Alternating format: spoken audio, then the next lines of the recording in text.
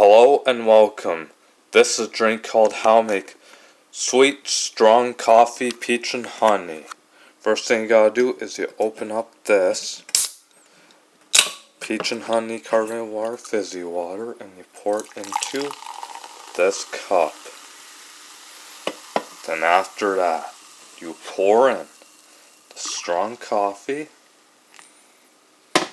Then after that,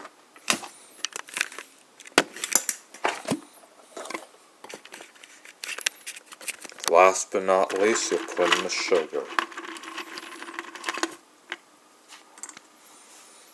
Then you stir it up.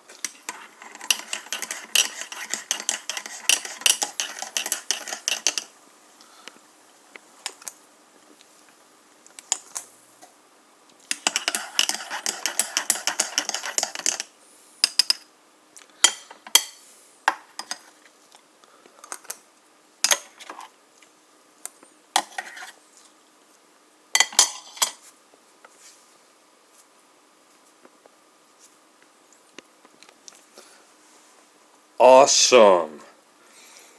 And here is your sweet carbonated strong coffee peach and honey.